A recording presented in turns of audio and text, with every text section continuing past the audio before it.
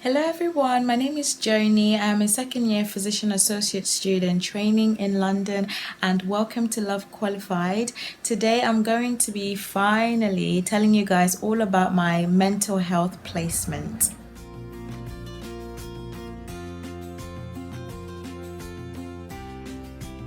So I finished my mental health placement or psychiatry placement about 4 weeks ago. I'm lying. 1 week ago. I thought I'll just come on here and just let you guys know about the different things I learned, my whole experience from the placement, and just share with you some tips and tricks for those of you who are going to be starting your mental health placement in the future. So just to let you know that I did 3 weeks in psychiatry, but the hospital I was placed at didn't have an actual psychiatric ward. So what I was doing was liaison psychiatry. So I'll explain a bit more about what that entails. So it's kind of slightly different. So depending on whether you're placed at liaison psychiatry or in an actual psychiatric ward, your experience might be different. So I just thought I would put that out there in case you guys are listening to some things that I'm saying and wondering, why you don't experience these things when you finally get to your mental health placement. So liaison psychiatry is actually really very interesting. So my very first day, I turned up to the liaison psychiatry office, and they're very nice. The team were very welcoming, and that helped me to relax and be more comfortable with the team. So the days usually started at 9:30. So you had the psychiatric liaison nurses who started their shift at 8 a.m. So they usually come in at 8 a.m. and finish at 10 p.m. if they're doing a long day, or maybe 1 or 2 if they're doing a half day. But the doctors usually came in at 9:30. So I came in at 9:30 as well. So the very first thing they did at 9:30 was the handover. So the handover consisted of 3 different sections. So you had the nurses would hand over patients that were on the board. So they had a board for A&E patients. So with liaison psychiatry, because we don't have an actual psychiatric ward, they were handing over patients in A&E, patients who were waiting for a bed waiting for a bed in a psychiatric unit, so waiting to be transferred to a psychiatric unit or a psychiatric hospital, and then inpatients, so patients who were in the hospital but on different wards who had been referred by the medical team to the psychiatric team to be reviewed by the psychiatric team because they were concerned about them possibly having a mental illness, or if the patient already had an underlying mental illness. So the handover started with the PLN, so psychiatric liaison nurses, the PLNs, just talking through the patients on the A&E board. So some days you had a lot of patients, so they would just say what the patients had come in with, what was being done, or if any of the patients needed a senior review, so maybe a consultant review, and so they would go through that board. And then you had the board for the patients who were waiting for a bed. So these were patients who had already been reviewed by one of the PLNs, and then the outcome of that review was to admit them into a or send them to a psychiatric hospital and admit them on the ward. And so they would go through those patients and say what the outcome is, why how long they've been waiting for a bed, and all of that kind of stuff, and what is being done, or if they're patients who have had to be sectioned to be transferred to a psychiatric unit, they would go through that as well. Sectioning the patient, so there's the Mental Health Act, and there's different sections, section 1, section 2, section 3, section 52, 53, section 137 or 136, section 37.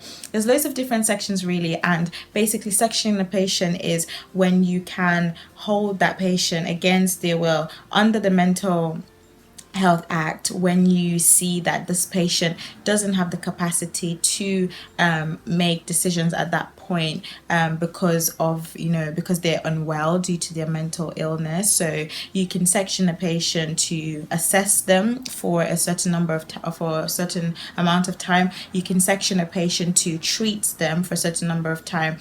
So then after looking at the patients who are waiting for beds, we went through the list of the inpatients. So the inpatients consists of patients in loads of different wards around the hospital really who had like a mental illness, or if the medical team suspected that they had some sort of underlying mental or psychological illness. So most of the patients were on the acute medical ward, AMU. Some of them were on just general wards, really.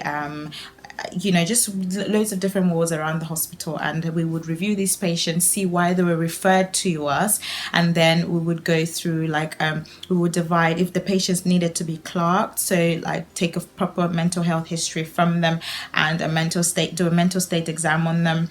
They would usually give these patients to the junior doctors. So the junior doctors usually did the first clerking, and then they would discuss these patients with the consultants, and then they would come up with a plan for what they were going to do to help this patient, if they're going to refer them to certain services, or refer them to the home treatment team, or admit them, or stuff like that, or start them up on some medication and stuff like that. They would discuss with the consultants, or if they needed a senior review, the consultants would go back and see the patients. So that's what they did. And also they would look at the update from patients that they had seen before. They would go through the patients, the ward round notes that the medical team had done. So we had access to the patient notes on the computer. They would go through the notes, go through the psychiatric notes that have been documented on a different system, and just basically see how the patient is doing. And sometimes they have to contact the ward to see if we need to review the patient again, or if the patient is stable, we usually would discharge the patient. So we went through the inpatient list. So the inpatient list was usually the longest list, and we have to go through each patient and just talk about these patients in this board meeting. And it usually took a really long time. So the board meetings usually took like a really long time. So depending on how many patients we had and how much we had to talk about it. And I think on my very first day, it went on to about 10:30, so or even pushing on to 11 o'clock, so like an hour and a half or something. So just talking about these patients. After the MDT meeting, we would break off and then go and clock patients, see patients, and then it would be time for lunch, which is about 12 to 12:30 or half 12. And then they had a second MDT meeting in the afternoon. So in the afternoon they would do the same thing, go through the A&E board, go through the board of patients who were waiting to get a bed, and then go through the inpatient list again to see an update from what they did in the afternoon. So if the junior doctors went to clerk a patient, they would present back to the consultants and talk about what the outcome of from that clerking, what their clinical impression was, and then they would discuss a plan, and then they would document that in the patient's notes so the medical team can see, and all of that kind of stuff. And then after that, in the afternoon, after the MDT meeting, they would just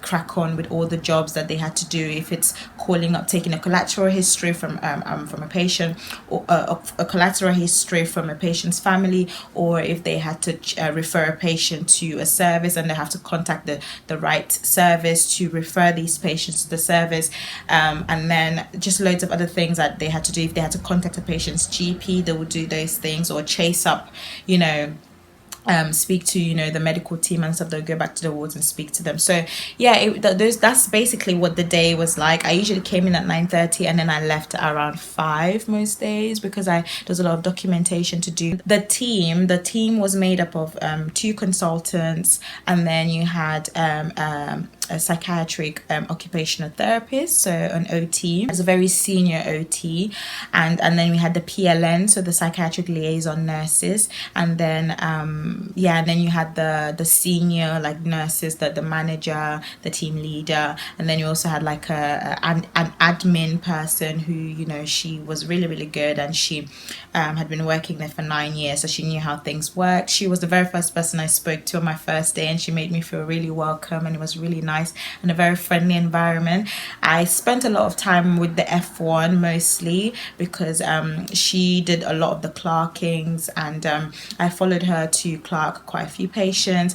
There were very interesting patients that we saw. We saw a lot of patients who had taken overdoses and who had suicidal intents. We saw patients who had different disorders like bipolar disorders. We saw patients who had schizophrenia. I clerked a patient who had schizophrenia, so we saw quite a few patients as well. And that first week, I think I just sat in with her while she did the history. She took the history, she did the clerking, and just to understand how mental health history is kind of different from taking a medical history. If a patient's feeling low, for example, you have to ask them the three core symptoms of depression, if you're thinking about depression. So lethargy or low energy, the lack of interest in things that they used to enjoy doing, and also low mood. So you need to ask this core symptom. And there's other symptoms as well, like eating, like losing appetite and not sleeping well, losing concentration and things like that. So you need to make sure that you actually ask the right questions if you're thinking about a particular mental illness. And then also you need to, it's also important in the mental health history, you ask about their medical history as well. You ask about their medication history, like what they've been taking, and if they have any prescribed, so just like you would do in a medical history.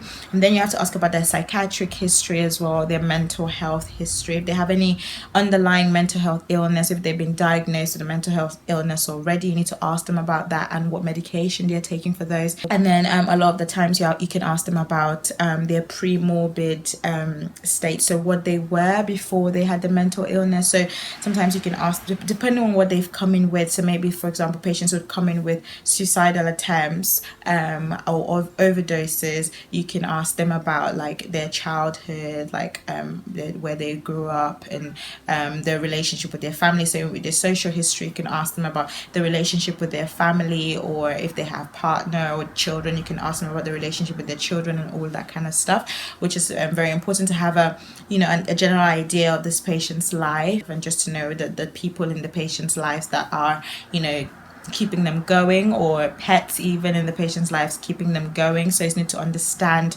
a bit about the patient from that perspective. And if the patient's struggling with like mobility and stuff, you need to ask them about their home state, like if they're living in a house or a flat.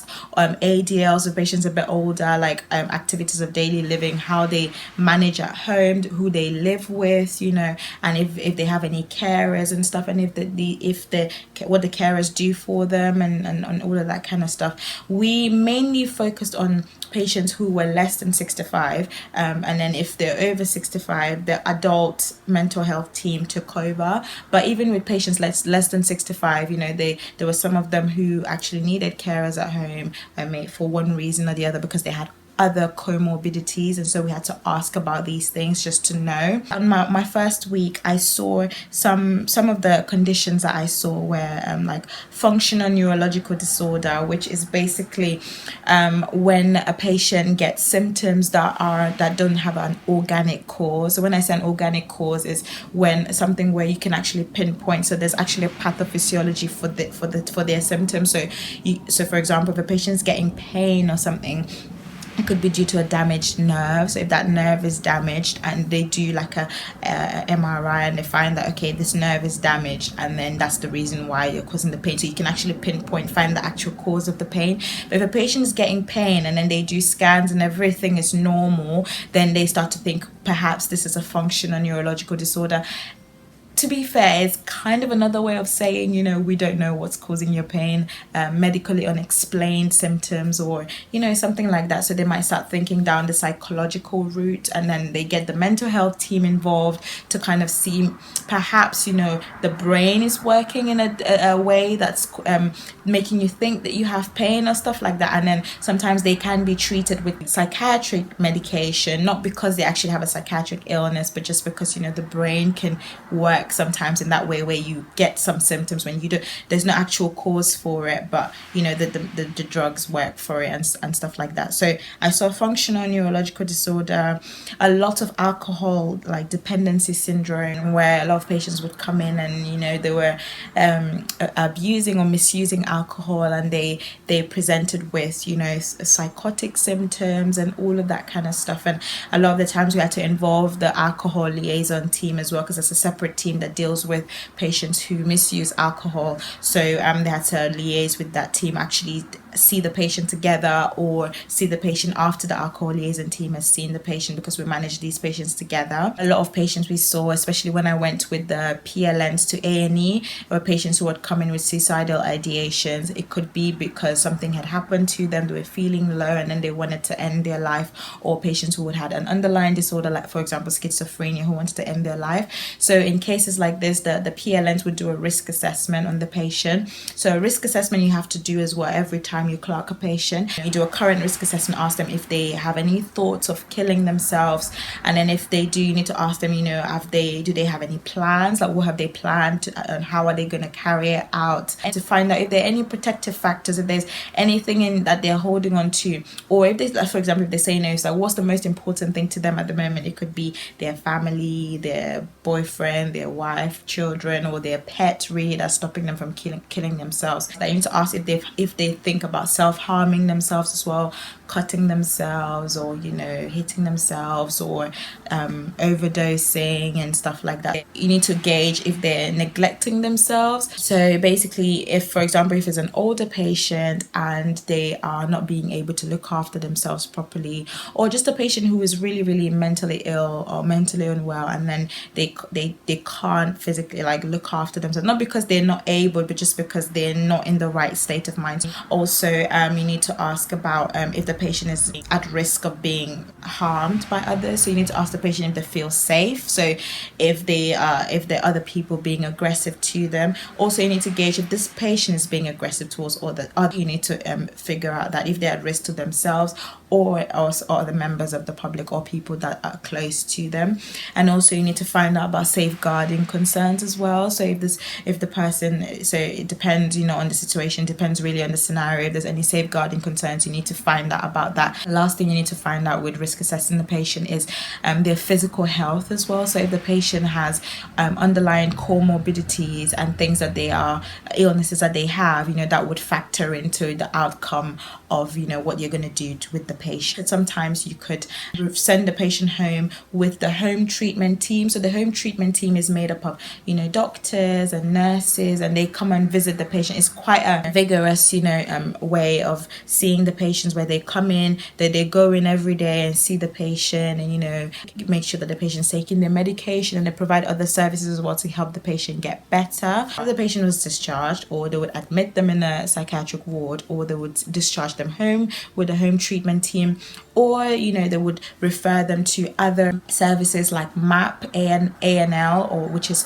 Mood and Personality Disorders Assessment and Liaison Team. So you could do that, or you could discharge the patients back to the community mental health team. So some patients usually, especially if they have a underlying mental health illness, they already have like a community mental health team, and they have a care coordinator who is seeing them regularly in the community. So you could refer them back to that, or you could refer them, pinpoint them to loads of other services that could help them depending on what the patient is presented with. So for example, if a patient was misusing alcohol and or drugs or illicit drugs, you need to pinpoint them to services that could help the patient quit alcohol or quit these illicit drugs. On my very first week, I actually mini mental state exam on a patient, and I did that on my own, which is very interesting. So this was I did this mini mental state exam. I'm gonna try and find the what it looks like. I'm gonna take a screenshot and put it on the screen so you guys know what it is. So I went through the questions with the patient, which is quite good. I feel like with mental health, communication is very, very important. So taking a history is the most important bit. You need to know how to take a proper history in mental health, because you need to ask the right question, the right tone, and all of that kind of stuff, and to be able to talk to these patients in a way that they can open up to you and tell you things. I think it's very, very important. I also did see a lot of patients with borderline personality disorder, or what they also called EUPD, emotionally unstable personality disorder. That it was quite a common diagnosis I saw for a lot of patients that had come in, especially with patients who had repeated suicidal attempts. So a lot of them had emotionally unstable personality disorders, and quite a lot of patients who had chronic illnesses, for example chronic back pain, who then later presented with low mood and depression. Also patients who had something happen in their lives. So for example, they had lost a loved one, maybe suddenly or not, and then they then went into depression, and we had to see patients like this. It's forensic patients as well, so patients who had committed a crime due to their mental health illness. So for example, patients who had delusions, so maybe delusions that a certain society was trying to harm them, or that certain people in their lives were trying to harm them. And then a lot of the times these patients would have these delusions so strong that they can harm other people because they think that these people are trying to harm them, and even go as far as killing other people because they think that these people are trying to harm them.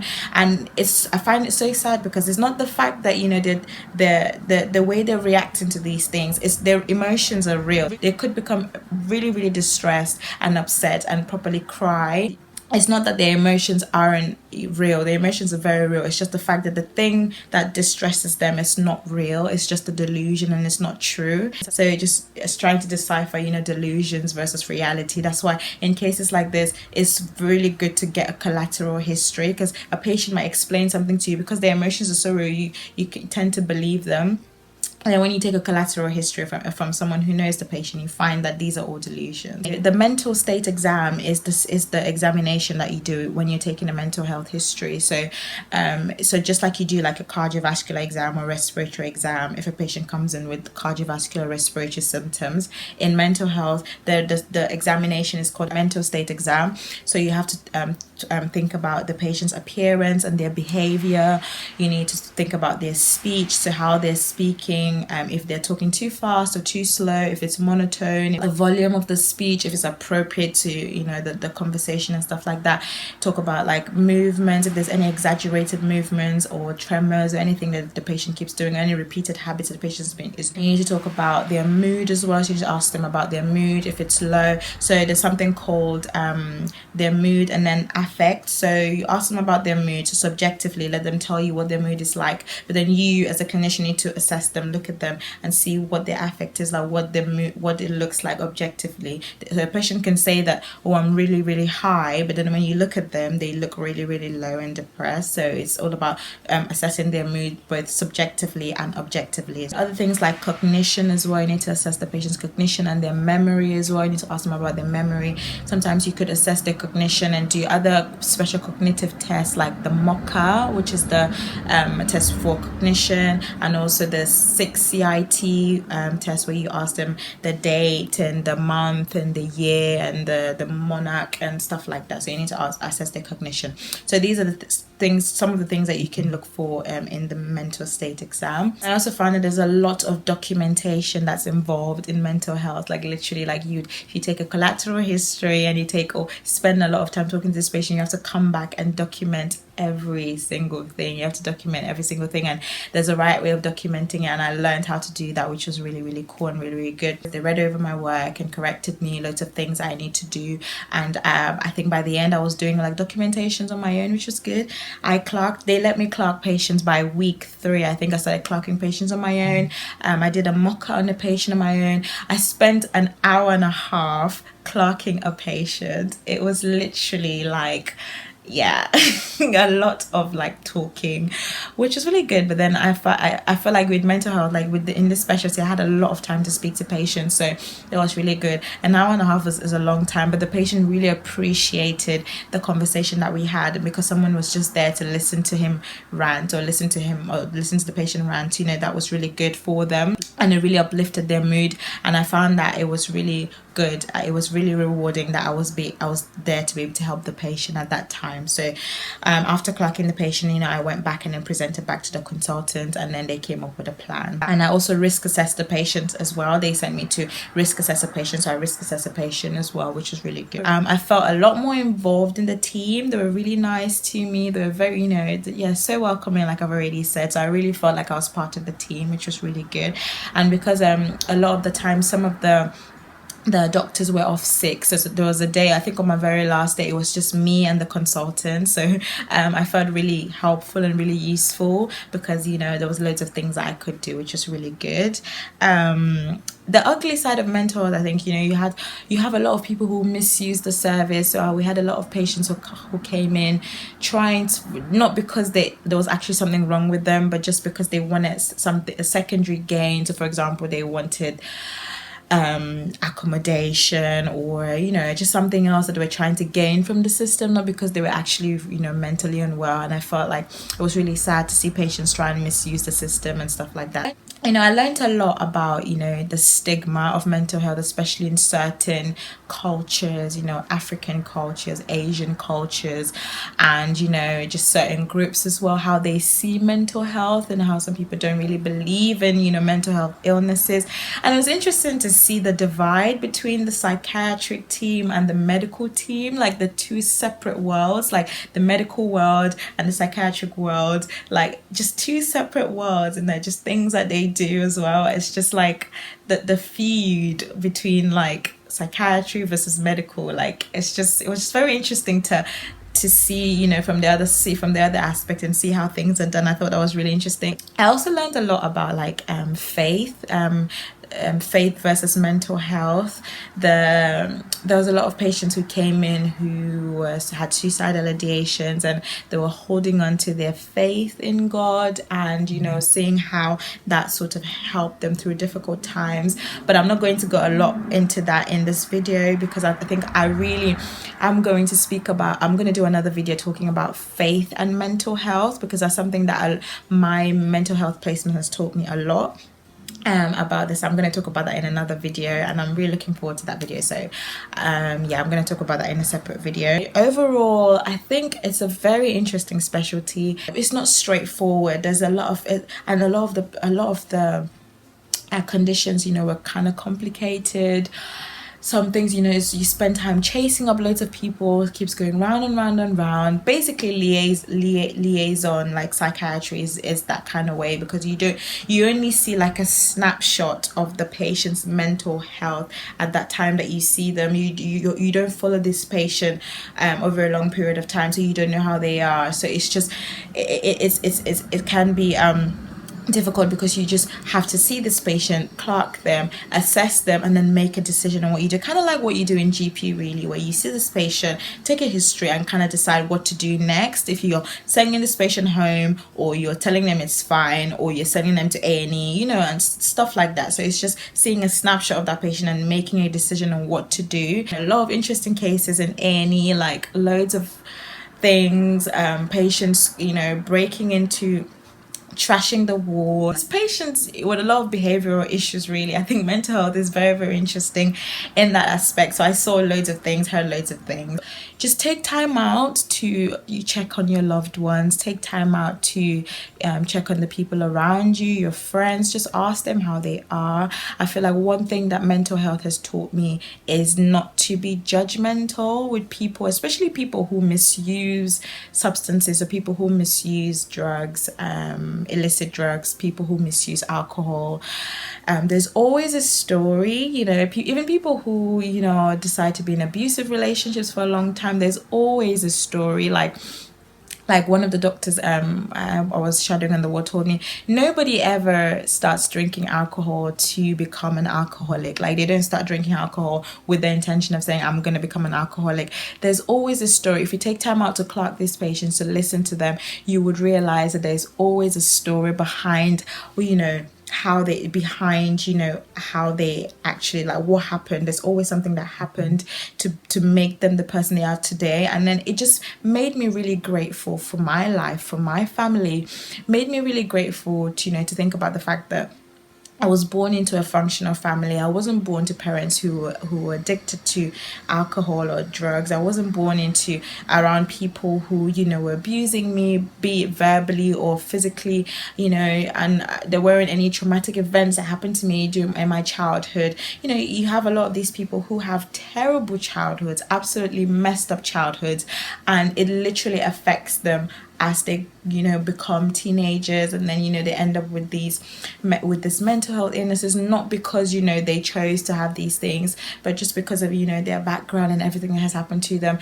And it just helped me to be more empathetic and to be more compassionate, really. And I feel like that's what we should be showing towards these people, because genuinely they are unwell and they can't help themselves, and there's always a story, and it just makes you really, really sad, really, that these people have to go through these things. Yeah, so it just taught me a lot about life, about relationships, about relating with other people. And yeah, be prepared, if you're going into mental health, be prepared that you would see things, experience some things that might shake you up a little bit, but talk about these things. If you're struggling, if you see something and you're struggling, make sure that you talk to your supervisor or anyone else around you, talk to your friends and family, just talk about things. Don't just bottle things up and not talk about it, because it's good to have a nice team around you so you can help yourselves, and just to know that people are genuinely going through tough times in this life. People are genuinely going through times where they're being shaken up, and don't judge people really for the way they behave, because you don't know their story. So that's what I've basically learned. But yeah, that's my mental health placement, guys. Thank you for watching. I know that these videos always tend to be so long, but I hope that you've learned something. If you've had a mental health placement, let me know how you found it, and let me know if mental health is a specialty that interests you, if you've ever worked in mental health before, and what you think about it. If you've had any experience in that area, let me know. I'd love to know. My next specialty is pediatrics. In fact, I've just finished my first week of peds, and after my third week I will let you guys know about how I'm finding it and what I've learned. But yeah, thank you so much for watching. Have a lovely day and God bless. Bye. Also in the name of Jesus. Oh yeah, I'm free. I found my freedom. Praise the Lord. Praise the Lord. It is a wonderful something. I'm just saying thank you. I'm free. I found my freedom. Praise the Lord.